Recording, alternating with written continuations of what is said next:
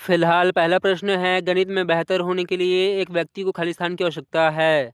विकल्प है गणनाओं में प्रवीणता की, अमूर्त चिंतन और तर्कसंगत विवेचन द्वारा समस्याओं को बनाने और उन्हें सूत्रबद्ध करने की, सूत्र को याद करने की, या फिर हल को याद करने की। यहाँ पर तीसरा और चौथा ऑप्शन गलत है, क्योंकि इसमें सूत्र और हल को याद करने की बात हो रही है। अगर दूसरे ऑप्शन की बात करें तो आपको समस्याओं को पहले हल करना है, उसके बाद सूत्रबद्ध करना है। इसलिए पहला ऑप्शन इस प्रश्न का राइट आंसर हो जाएगा। अगर आपको गणित में बेहतर होना है तो क्या करना है, आपको बार बार अभ्यास करना है। बार बार अभ्यास करने से आप में क्या आ जाएगी, प्रवीणता आ जाएगी। बात करें दूसरे प्रश्न की। अनीसा और अमित कक्षा 7वीं में पढ़ते हैं। अनीसा ने अमित को कहा कि यदि उनकी कक्षा में प्रत्येक विद्यार्थी के गणित के 5 अंकों में वृद्धि की जाए तो औसत में 5 की वृद्धि होगी। उसने आगे यह भी बताया कि यह सभी संख्याओं के लिए सही है।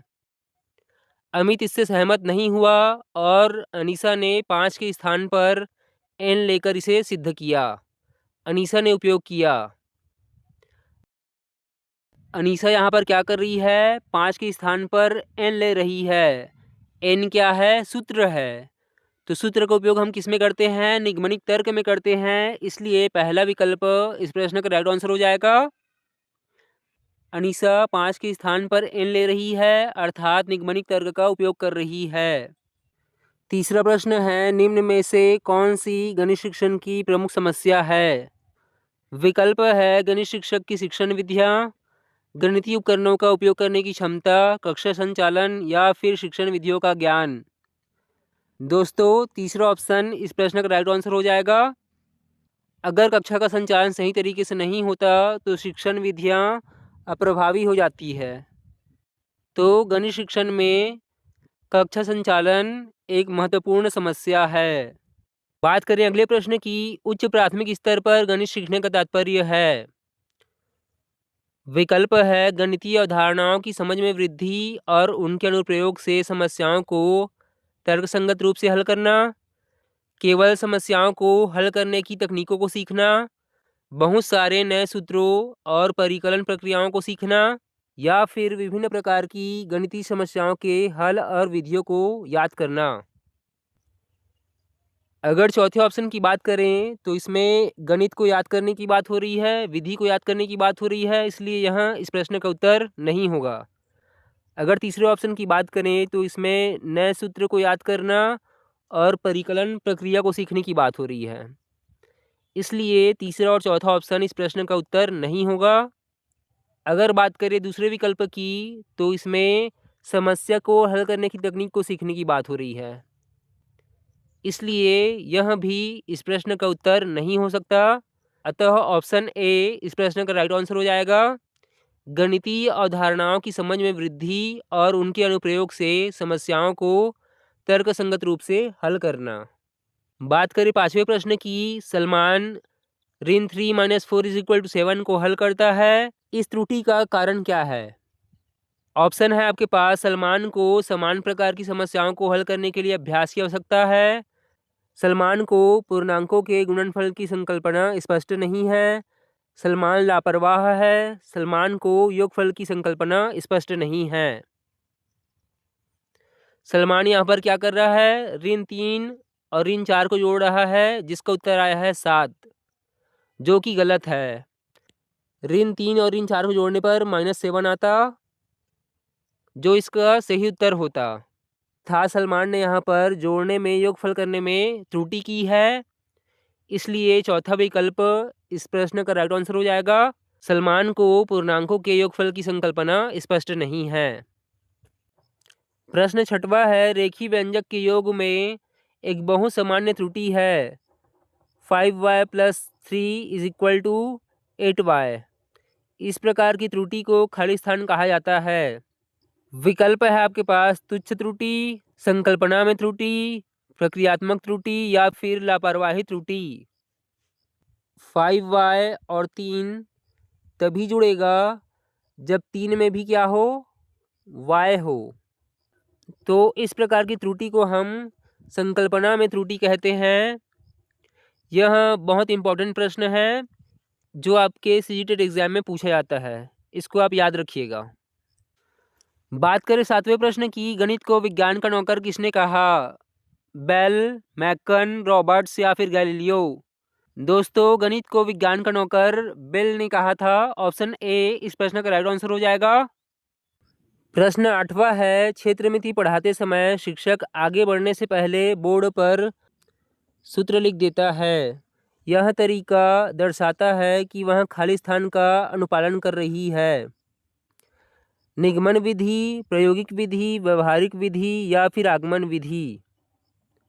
जहाँ भी सूत्र की बात आती है वहाँ पर निगमन विधि होता है। शिक्षक क्या कर रहा है? यहाँ पर सूत्र लिख दे रहा है।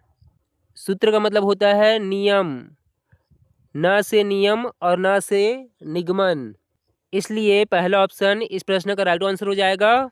इसी क्रम में अगला प्रश्न है, गणित के कक्ष में महत्व दिया जाता है समस्या समाधान की युक्तियों पर, गणितीय एल्गोरिदम और प्रणाली पर, गणितीय विषय पर या फिर गणितीय विषय प्रक्रिया और तर्क पर?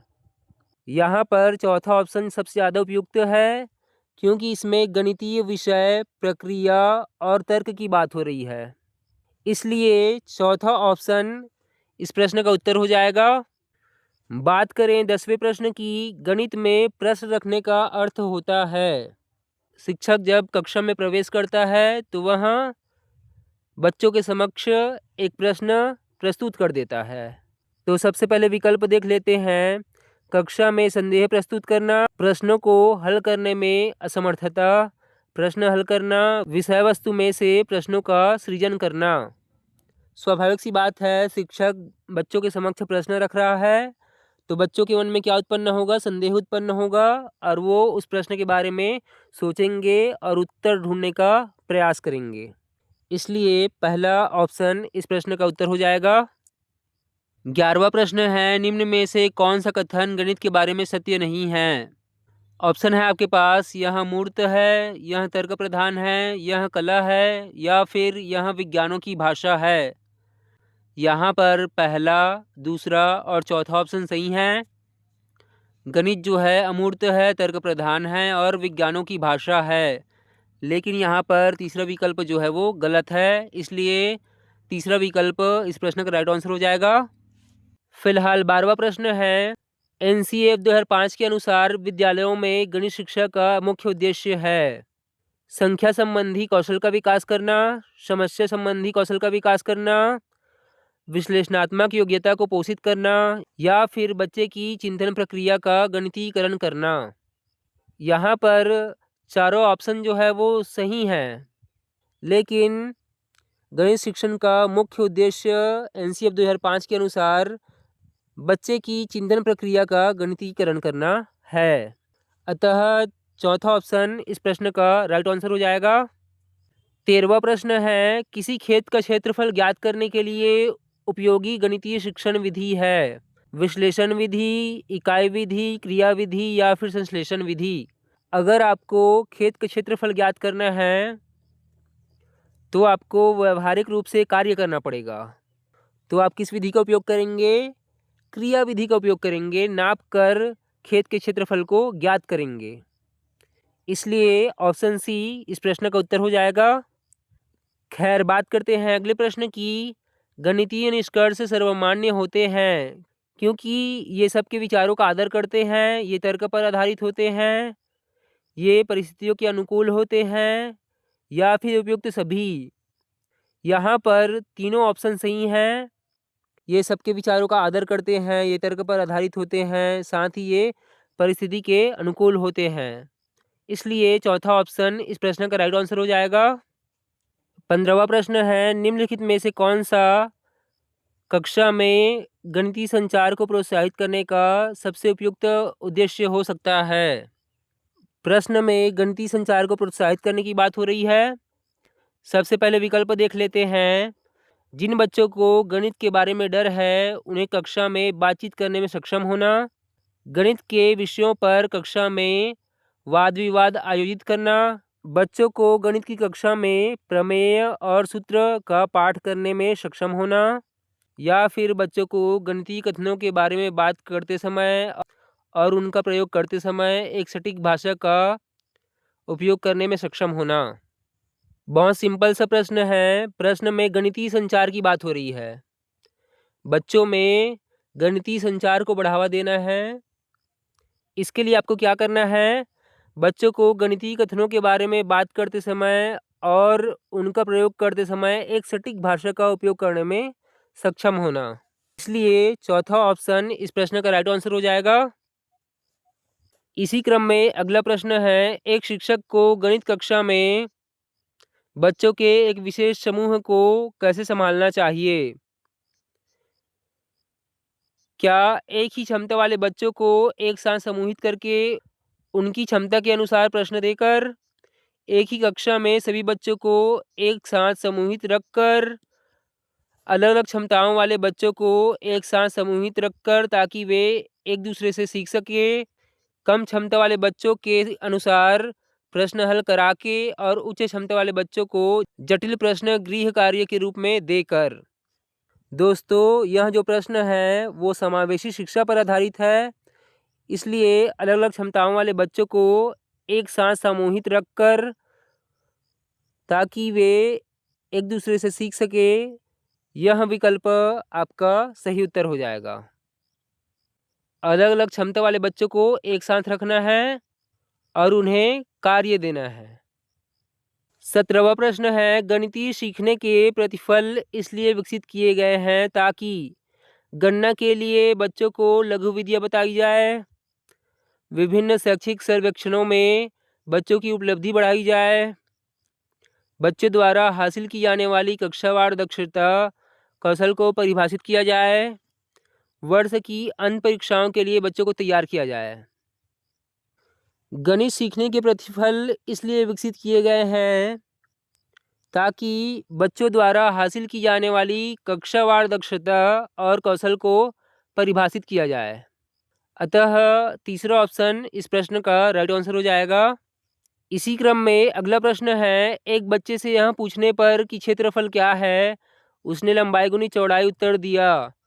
क्षेत्रफल की अवधारणा के बारे में बच्चे की समझ के बारे में आप क्या कह सकते हैं? विकल्प है, बच्चे को क्षेत्रफल की अवधारणा के बारे में कोई जानकारी नहीं है, बच्चे ने किसी भी बंद आकार के क्षेत्रफल के सामान्य विचार को आयत के क्षेत्रफल के रूप में उपयोग किया। बच्चा सही कह रहा है, क्षेत्रफल बराबर लंबाई गुणित चौड़ाई। बच्चा क्षेत्रफल और परिमाप की अवधारणा के बीच उलझन में है। यहाँ पर पहला विकल्प गलत हो जाएगा। बच्चे को क्षेत्रफल की अवधारणा के बारे में कोई भी जानकारी नहीं है। अगर हम चौथे ऑप्शन की बात करें तो यह भी गलत है।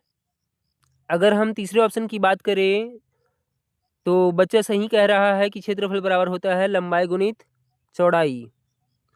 लेकिन जैसा कि आप लोगों को पता है दोस्तों, किसका क्षेत्रफल लंबाई गुणित चौड़ाई होता है? आयत का क्षेत्रफल का सूत्र होता है लंबाई गुणित चौड़ाई। इसलिए ऑप्शन बी इस प्रश्न का राइट आंसर हो जाएगा। बच्चे ने किसी भी बंद आकार के क्षेत्रफल के सामान्य विचार को आयत के क्षेत्रफल के रूप में उपयोग किया। इसी प्रकार 19वां प्रश्न है, गणित सीखने के संबंध में निम्नलिखित में से कौन सा कथन सत्य है? गणित सीखने के लिए एक कठिन विषय है। आमतौर पर लड़कियां गणित में कमज़ोर होती है। हर कोई गणित सीख सकता है। या फिर गणित केवल कठोर अभ्यास से सीखा जा सकता है। यहाँ पर पहला, दूसरा और चौथा ऑप्शन गलत है। इसलिए तीसरा ऑप्शन इस प्रश्न का राइट आंसर हो जाएगा। गणित जो है वो हर कोई सीख सकता है, चाहे वो छोटा बच्चा हो या फिर बूढ़ा हो।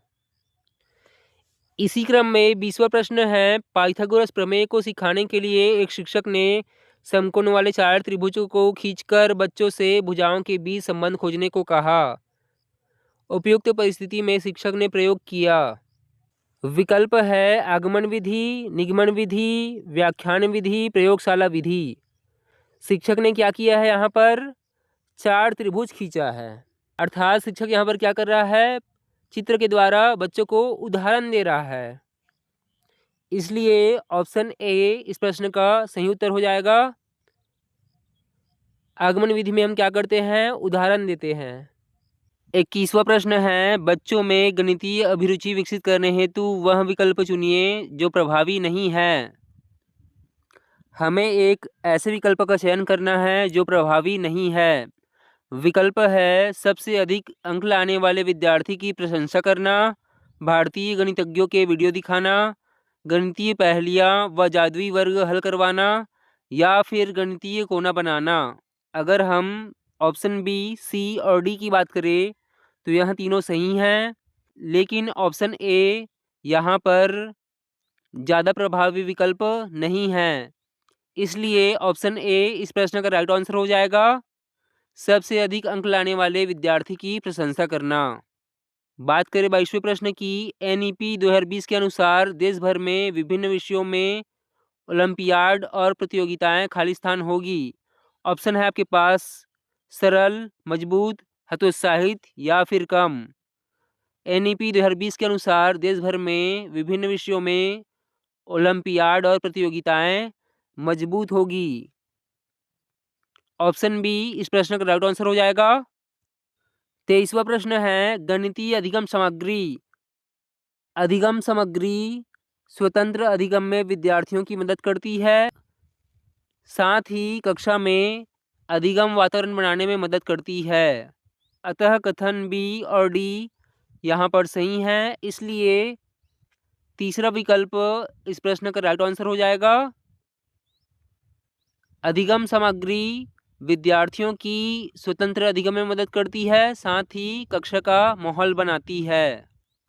24वां प्रश्न है, निम्न में से कौन सा कथन सही नहीं है। विकल्प है त्रुटियां सोच प्रक्रिया बताती है, त्रुटियां अधिगम का हिस्सा है, त्रुटियां पाठ योजना बनाने में मदद करती है, त्रुटियों को अनदेखा कर देना चाहिए। यहाँ पर चौथा विकल्प गलत है।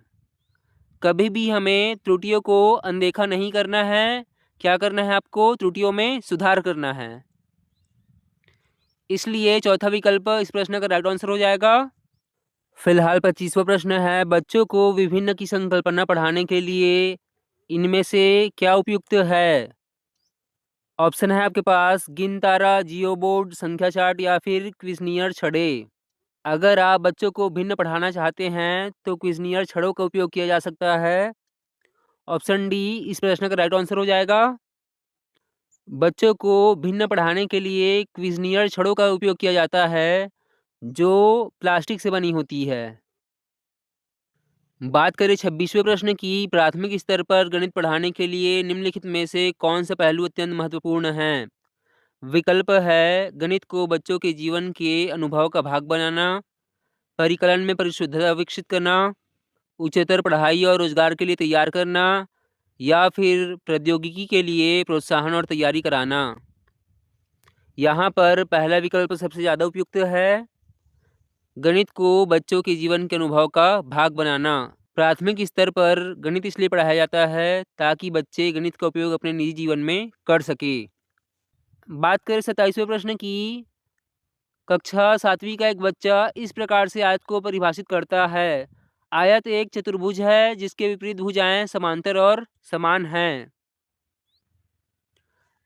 अगर हम परिभाषा को ध्यान से देखें तो बच्चा यहाँ पर कुछ बातें छोड़ रहा है, जैसे आयत के प्रत्येक कोण का माप 90 अंश का होता है। इसलिए यहाँ पर चौथा विकल्प ज़्यादा उपयुक्त है। बालक जो है कुछ विशेषता जानता है लेकिन परिभाषा को यहाँ पर वो पूरा नहीं कर रहा है, कुछ महत्वपूर्ण बातें वो छोड़ दे रहा है। प्रश्न 28वां है, गणितीय संचार से तात्पर्य है। विकल्प है आपके पास समस्याओं को हल करने की क्षमता, गणित मापने के लिए कौशल, गणित कक्षा में बोलने की क्षमता, गणितीय सोच को मजबूत करने की और व्यवस्थित करने की क्षमता।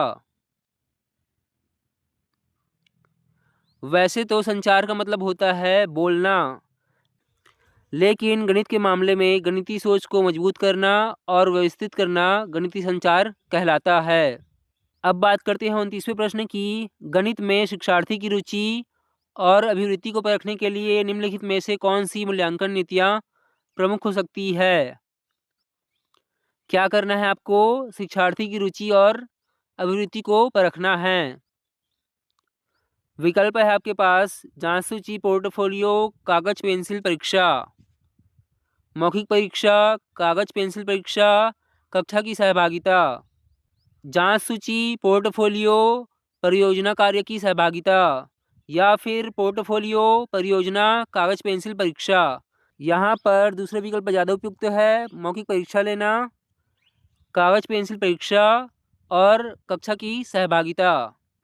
इसलिए ऑप्शन बी इस प्रश्न का राइट आंसर हो जाएगा। अंतिम प्रश्न है, गणित में दुश्चिंता के लिए निम्नलिखित में से कौन सा घटक उत्तरदायी नहीं है।